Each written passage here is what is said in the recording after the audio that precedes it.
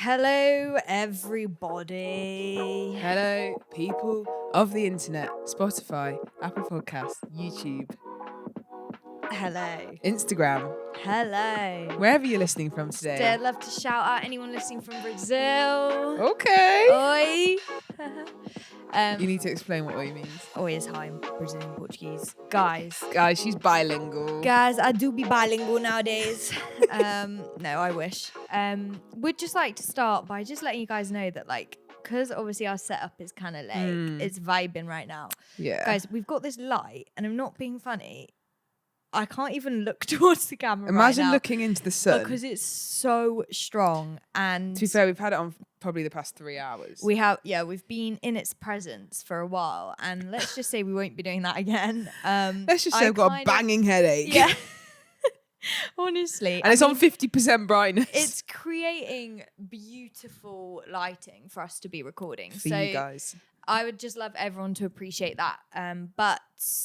Yes. So imagine that this light is on 50% of its full potential, and it's facing a wall. So imagine 100% facing us. No, facing I don't us. think we'd be able to think. We'd need eye surgery after that. We'd need sunglasses on. So anyways, that's the extent that we're going to just upgrade the podcast. So do let us know if you're loving the visuals. Yeah. And just please comment and just acknowledge the work and the efforts that we're putting in. Guys, honestly, it's a big glow up here over on the It's Not Just You podcast. So Any yes. stories from the week? Any stories from the week? I don't know. I don't know. Do you have any? know. Well, I've been really getting into puzzles. Soph loves a puzzle. Okay, but guys, I feel... So last night, I was making some real ground on the puzzle. Mm-hmm. It's a 500 piecer. My friend Steph gave it to me 2 years ago. And I did open it up when she originally gave it to me, which is for a birthday present. Then moved house quite quickly after. It got put away under my bed. Found it, and I've got it back out. So I'm making real ground. However, last night, as I said, I'm absolutely bossing this puzzle. Started it on Monday, nearly finished it. Wow. Just not trying to flex or anything, but I'm, How many pieces? That's the key information. Is the puzzle? Yeah, I said 500. Oh, sorry. It's a 500 piecer. Okay, fair enough. So there's, I think, at the bare minimum, I'm pretty sure there's at least 2 pieces missing. Ooh. And that, when I saw that yesterday night at 11:30 when I was doing this puzzle, because what else are you doing? I've gotten addicted to it and I can't put it down, and I should be in bed. I felt very sad. Yeah, because I'm not going to get horrible. the full satisfaction that is horrible. of finishing it. I'm going to look at it and go, "There's 2 pieces minimum. There could be more than that missing." No, I'm sorry about that. Thanks. Probably prayers in the chat, please. If you're a praying person. I guess a small kind of insignificant story would be that I started a new job this week. I mean, obviously not as significant as the puzzle. Yeah.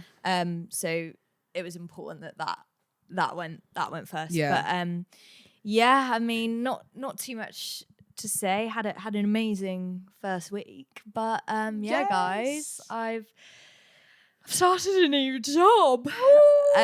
Maybe we'll do a podcast episode on starting new jobs one day. We will. And just everything that comes with that. But I had a thoroughly enjoyable first few days. I mean, at this point, it's been a few months out of kind of a regular 9-to-5 rhythm. So that's going to be interesting, I think, readjusting. But the time has come, the time has come, and for Rach Wilson to re-enter the working world. Yeah, I mean, I was doing a little bit of freelance stuff here and there, but the 9-to-5 Monday to Friday week is calling, and to be honest, I'm quite excited to have that routine and that brings some good structure, doesn't it? Brings some good structure, but also, yeah, I mean, it's just a lot. When it kind of reminds me of COVID, where you've really reduced your capacity and you're not used to doing as much, and then suddenly you have to do, and at one point you were doing all that stuff, and going back into it suddenly just feels like, oh my gosh, why is this the Yeah. most tiring thing in the world? Yeah. But it's not like anything that you haven't done before, No. in the sense of like the amount of hours you're going to be working and stuff. But it is just when you go from, I've not been working for 9 months, really, Yeah.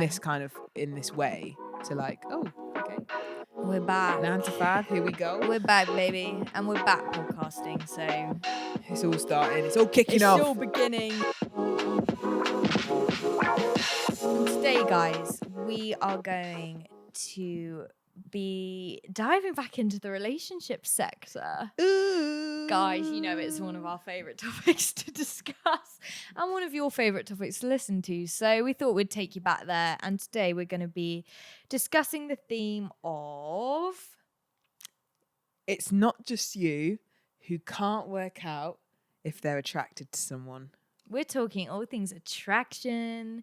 We're talking dating. We're talking working out if that person is the person for you. And so, beginning with you, mate. Oh, wow. Yeah. Let's go there. Let's take you there. Have you ever found yourself in this situation where you've been, I don't know, maybe speaking to a guy, maybe you've been on a few dates, or maybe it's even before that and you've begun to see someone in a bit of a new light, or they've seen you in a new light and you've been trying to work out, do I fancy them? Am I attracted to them? Like, I rate them, they're a cool guy, but like, am I attracted to them? Yeah. I think when we decided to film this topic and we were chatting about it and planning, the thing that comes to mind for me is that moment of probably being sat across from someone, whether it's one-on-one or, I don't know, maybe you're hanging out as a friendship group, but you've got eyes on this person who you're trying to work it out. Do I find you attractive? And you're looking at them, but you're looking at them in a way that you've never looked at them before.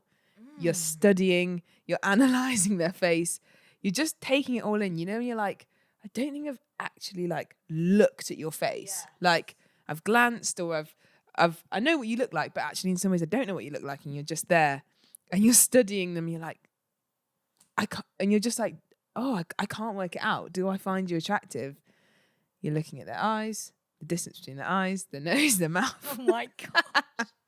You're just taking it all in.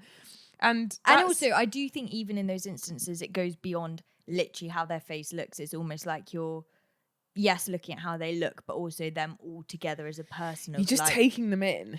You're watching like them you're just, interact. yeah, exactly. You're watching them smile. You're watching them their... laugh. You're watching them. And you're like, do I find you attractive? Yeah, I've been there. Am I attracted to you? Yeah.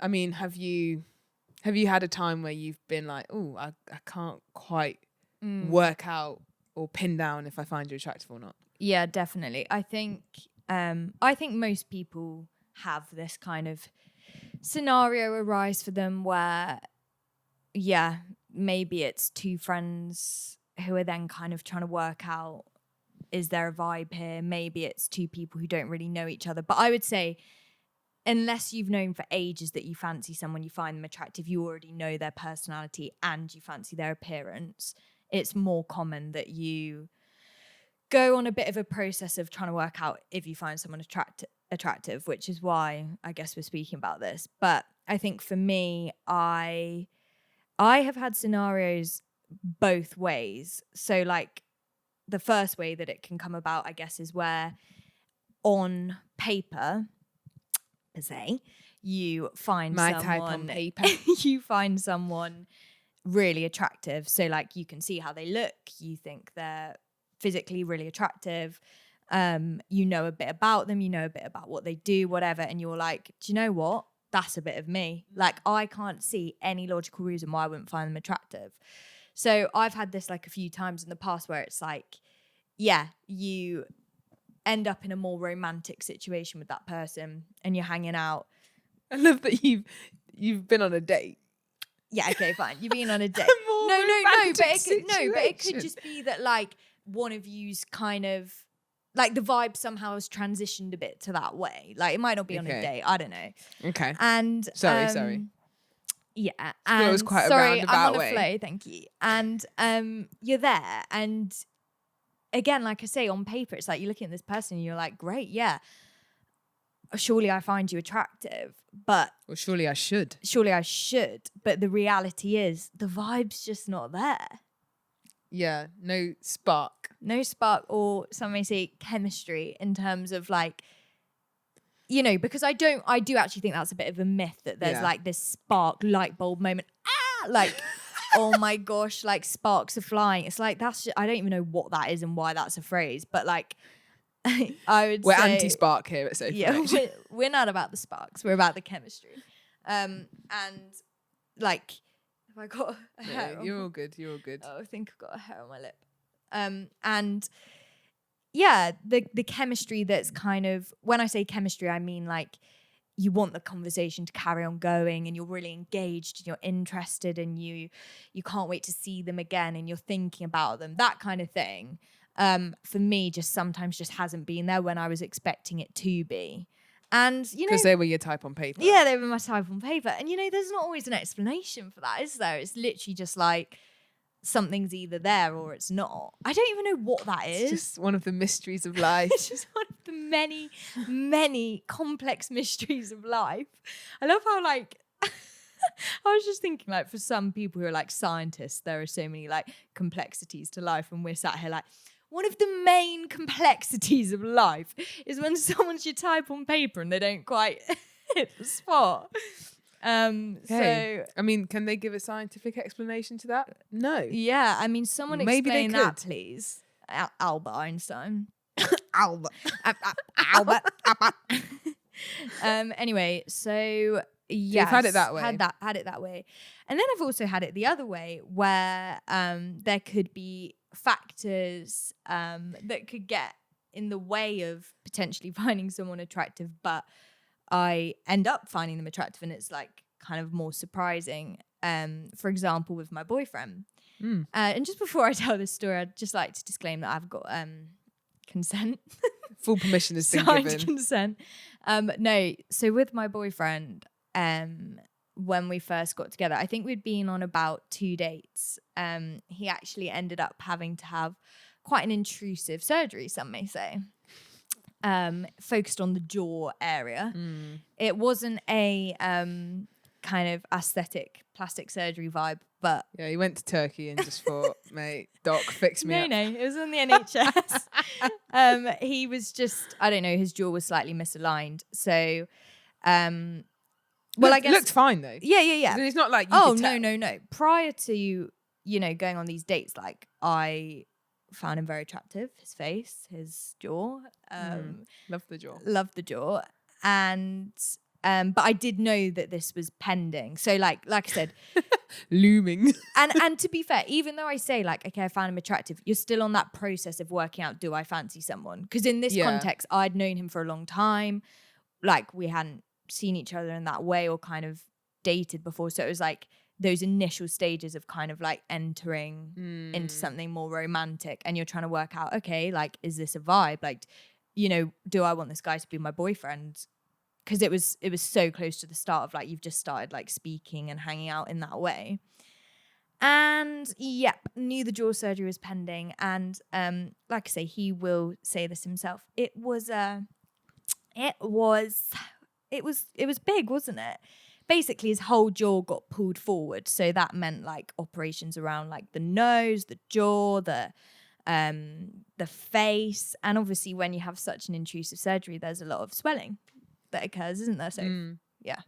Yeah, I saw it firsthand. Yeah, and let's just say he looked totally and utterly different. I mean, obviously, like post-surgery, it was like, yeah, there was a long recovery period, many weeks of swelling of his like face and like nose not like functioning kind of properly. Say it's also the thing of, it's not like, I've got a black eye and it will go in 2 days. We're talking weeks. Yeah, we're talking like face structure, like cheekbone, months. like everything. It's like he looked completely different. And well, do you know what we can liken it to? Because I feel like just to give people a visual representation, is this not what Zac Efron had? Oh, I don't know. Well, basically, I don't know if you've seen a recent picture of Zac Efron or recent-ish pictures of Zac Efron, and his face looks really different. And apparently what he's saying, whether this is true or not, is that he had to have jaw surgery because he broke his jaw. And so then his face got really puffy and swelled up. But kind of that level of like, whoa, what's no, but also we're talking like bandages on his face. Yeah. Like in terms of it's not, it takes months and months for his face to go back to like normal. And even then it's different. But no, that sounds weird. Like, it's like that episode of SpongeBob. I can't remember how he ever looked before, but as in it takes a long time. Can you still see that he looks different? No. Oh, sorry. I thought that's what you were saying. No, I was saying like it takes a very long time for all the swelling to completely go. So anyway, he had this surgery, and then I remember like pretty soon after the surgery, because also you are kind of in that era of like you just want to like see each other and hang out. He came back to where we live and like wanted to like go on a date, and I'm like, yeah, like of course I want to hang out with him, but like also quite aware of his surgery and just like even just like, is he able to like be out and be like, you know, I don't know, like maybe he should be in bed. Anyways, went on this date and yeah, he looked incredibly different. And it's like just that weird kind of scenario of like, I'm only a couple of dates in with this guy, and now it's like quite hard to judge how I'm feeling about it from like a physical attraction element, because it's like, I mean, we've not even touched on like, okay, first kiss. At that point, it's like, I can't kiss him, even if like I wanted to, or that was a vibe, because like I've explained his face. So a lot of things got changed. That's the main reason you were annoyed, wasn't it? Oh, shut up. it all changed a little bit. But the reason that I tell this story is that I did not care. I was not there put off by, you know, how different he looked. And that sounds like ridiculous in terms of like, I think I very much knew at the time, like, this is a surgery. It's not like a, you know, like it would feel kind of... It will change. Yeah, and it would feel unfair for me to say like, do you know what? Oh, actually, I'm not sure I'm attracted to him when he's like recovering from a surgery. But I think it's just acknowledging the reality of it was so fresh and new. But the point is like, I realized in that moment, like no matter how his face changed or how he looked or just in general beyond having a surgery, how he looked, I was already really attracted to him as him and who he was and the time that we would hang out and like spend together, that like it didn't matter.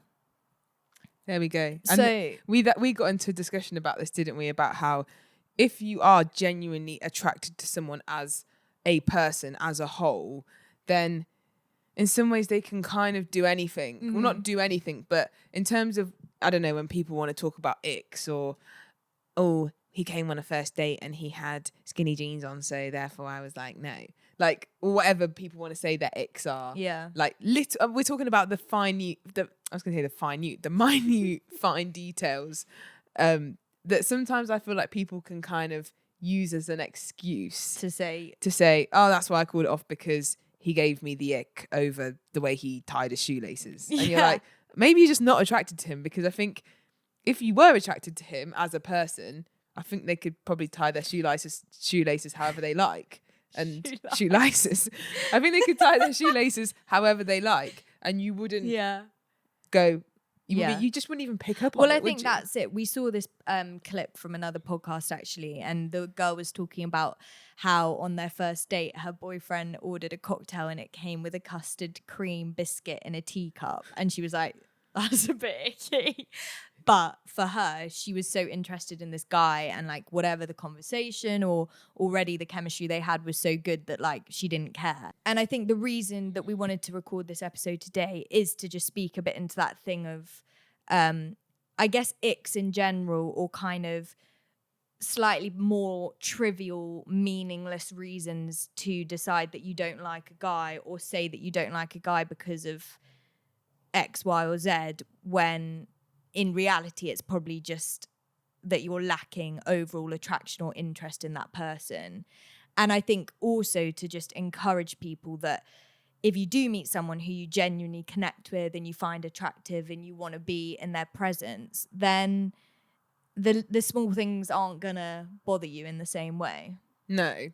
But I think at the same time, it's okay to be in a situation where you are working out whether you're attracted to someone in that way. I think, I mean, there's a way of doing it, and there's a way of honoring that other person, and, you know, not leading them on or giving them a false impression that you're like, oh my gosh, yeah, I'm 100% in, when in your head you're like, oh, actually, I still feel a bit like I'm just working out, what is this? Is this a more than friends thing? Do I want to pursue it? Do I want them to be my boyfriend?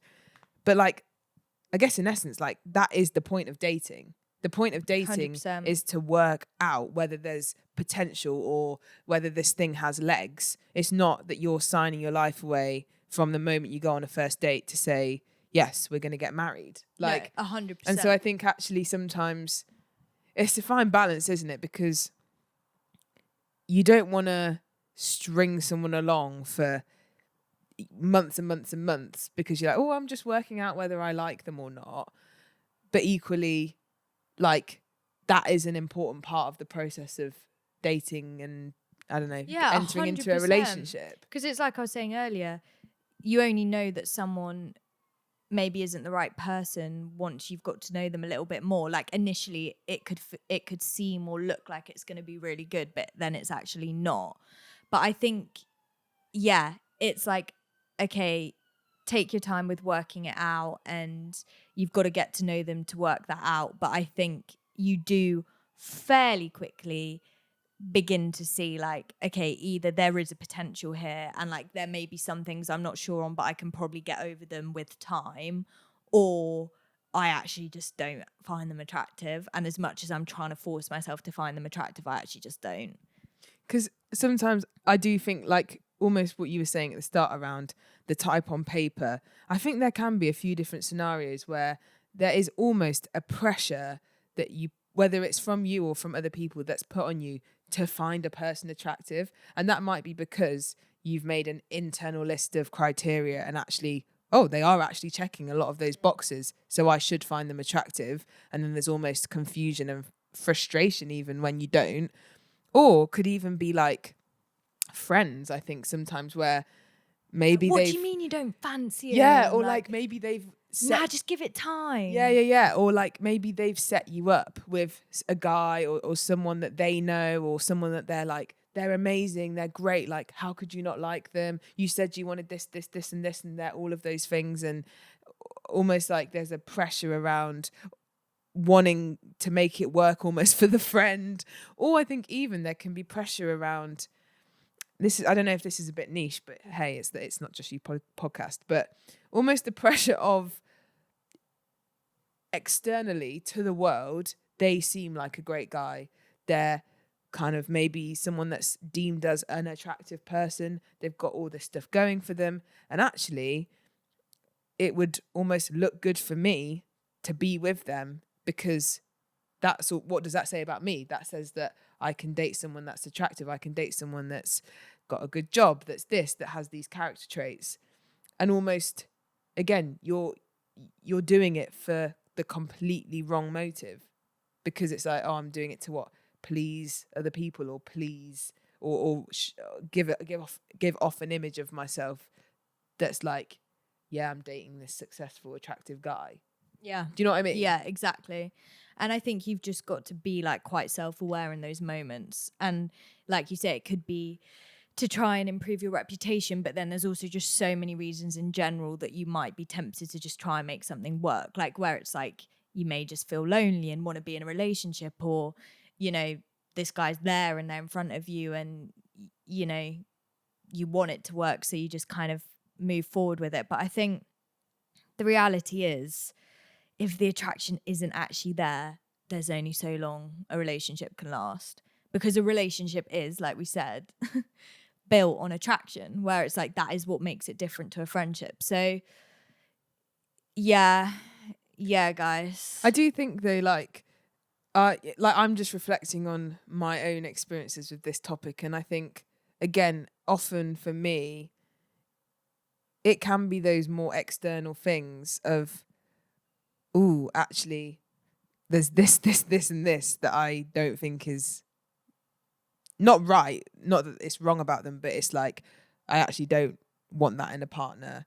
Oh, but like, there's these few things, so maybe I am attracted to them. And almost you can, again, try and convince yourself that you are, Yeah. when deep down you're like, I actually know I'm not. Yeah. Or maybe I am partly, and there's parts of them that I am attracted to, but overall as a whole person and as a whole package of a human being, no, I'm not. Yeah. But I'm actually just really zooming in on the things that are better or I am more attracted to, and I'm kind of ignoring the things that I'm not attracted to. Yeah.